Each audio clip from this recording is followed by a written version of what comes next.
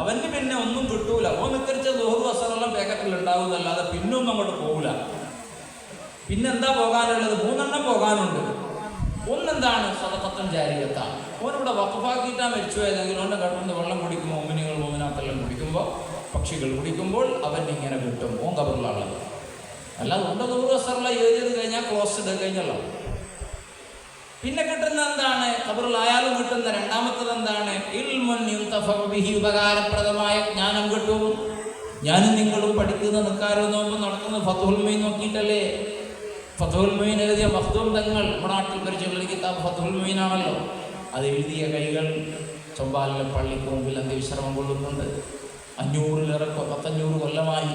അന്ന് മുതൽ ഇന്ന് വരെ കിട്ടിക്കൊണ്ടിരിക്കുകയാണ്. നമ്മളൊക്കെ പഠിച്ചതും നിസ്കരിച്ചതും നോമ്പേറ്റതും ചെയ്തതെല്ലാം നോക്കിയിട്ടാണ്. അപ്പം നമ്മളെ എന്ത് നമ്മൾ ചെയ്യുമ്പോഴും ഇസ്ലാമികമായി സ്വഹീഹായ രൂപത്തിൽ ചെയ്യുമ്പോൾ ഒക്കെ കിട്ടുകയാണ്. ബഹുമാനപ്പെട്ട മഹ്ദൂമുൽ കബീറും മഹ്ദൂമുൽ സഗീറൊക്കെയാണ് നമ്മുടെ നാട്ടിൽ ദീനുണ്ടാക്കിയ ആൾക്കാർ, ഇൽമു പ്രചരിപ്പിച്ച ആൾ. അവർക്കൊക്കെ കിട്ടിക്കൊണ്ടിരിക്കുകയാണ്. സഹോദരന്മാരെ, നമുക്ക് വകുപ്പുണ്ടോ? സദഖത്തുൻ ജാരിയ ഉണ്ടോ? ഇൽമുൻ യുൻതഫഉ ബിഹി ഉണ്ടോ? ഇല്ലെങ്കിൽ നമ്മുടെ ആ കൊണ്ടുപോയതല്ലാതെ പിന്നെ ഒന്നും വരാനില്ല. മൂന്നാമത്തത് എന്താണ്? ഔ വലദുൻ സാലിഹുൻ യദ്ഉ ലഹു, സ്വാലിഹായ സന്താനം.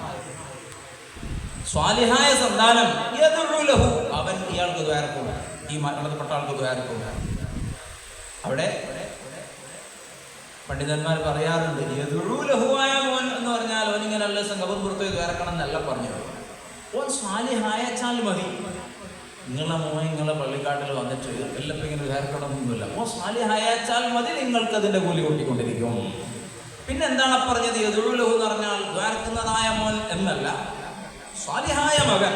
യദ്ഉ ലഹു എന്ന് പറഞ്ഞാൽ അവൻ ദ്വാരന്നോളും, സ്വാലിഹായ മോനാകുമ്പോൾ ദ്വാരന്നോളുമല്ലോ എന്നാണ് അതിൻ്റെ അർത്ഥം. ഇതാണ് പിന്നെ മൂന്നാമത് വാക്യം. ഇതുണ്ടോ? നമുക്ക് ചിന്തിക്കണം. മൂന്നാമത് പറഞ്ഞതെങ്കിലും ഉണ്ടോ? ഉമ്മമാരെ, സഹോദരിമാരെ ഒന്ന് ആലോചിച്ച് നോക്കുക. നമ്മുടെ ആൺകുട്ടികളെ, നമ്മുടെ പെൺകുട്ടികളെ ആ നിലക്കാണോ നമ്മൾ വളർത്തിയിട്ടുള്ളത്? അങ്ങനെയാണോ ആയി വരുന്നത്? നമ്മളൊന്ന് ആലോചിച്ച് നോക്കണം. അങ്ങനെയാണ് എങ്കിൽ അൽഹംദുലില്ലാഹ്, സന്തോഷമാണ്. വലദുൻ സാലിഹുൻ, നല്ല കുട്ടി. യദ്ഉ ലഹു, ദ്വാരന്നോളും. ഇനി ദ്വാരത്തിട്ടില്ലെങ്കിൽ തന്നെ തിരക്കാണ്. ദ്വാരക്കാനൊന്നും നേരില്ല, അസിനൊന്നും നേരില്ല, തിരക്കാണ്. കാരണം എന്താ? ഒരുപാട് ഇൽമി സേവനങ്ങളാണ്, നല്ല കർമ്മങ്ങളിൽ തന്നെയാണുള്ളത്. എന്നാൽ തന്നെ അതിൻ്റെ എല്ലാം പ്രതിഫലം പോറ്റി വളർത്തിയ മാതാപിതാക്കളിലേക്ക് കിട്ടിക്കൊണ്ടിരിക്കും. അവൻ ഖുർആൻ ഓതുമ്പോൾ കൂലിയുണ്ട്, തൻ്റെ മകൻ ഖുർആൻ ഓതുമ്പോൾ കൂലിയുണ്ട്, നിസ്കരിക്കുമ്പോൾ കൂലിയുണ്ട്, വഅദ് പറയുമ്പോൾ കൂലിയുണ്ട്, ഹജ്ജ് ചെയ്യുമ്പോൾ കൂലിയുണ്ട്, സ്വതഖ ചെയ്യുമ്പോഴും മാതാപിതാക്കളുടെ കൂലിയുണ്ട്. എപ്പോൾ?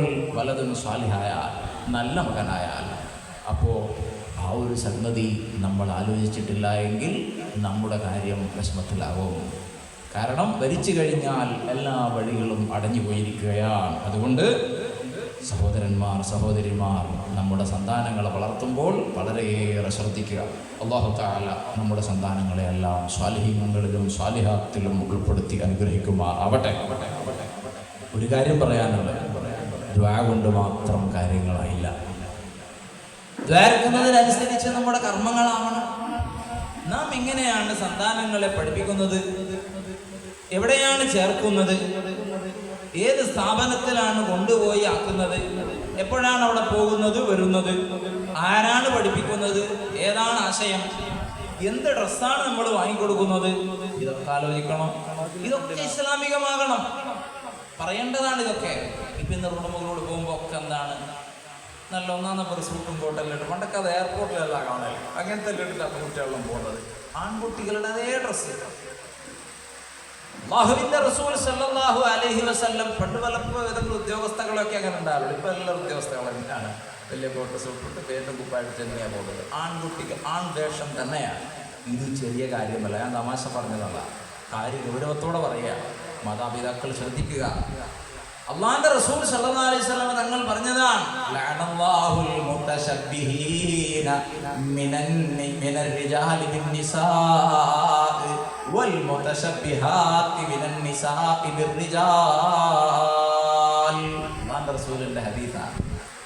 പുരുഷരിൽ നിന്നും സ്ത്രീകളുടെ ഡ്രസ്സ് ധരിച്ചവരോട് സാദൃശ്യമാകുന്നവർ, തിരിച്ച് സ്ത്രീകളിൽ നിന്നും പുരുഷന്മാരുടെ ഡ്രസ്സ് ധരിച്ച് പുരുഷന്മാരോട് സാദൃശ്യമാകുന്ന ആളുകൾ, അവർക്ക് അള്ളാഹുവിന്റെ ശാപമുണ്ട്. അപ്പൊ അള്ളാന്റെ ശാപത്തിന് കാരണമാകുന്ന രൂപത്തിലുള്ളത് വീട്ടിൽ അന്തിയുറങ്ങുന്നുണ്ടോ, വീട്ടിൽ അധിവസിക്കുന്നുണ്ടോ എന്ന് നോക്കേണ്ടത് ഗൗരവമുള്ള കാര്യം തന്നെയല്ലേ? നിങ്ങൾക്ക് ഇങ്ങനെ തോന്നുന്നു?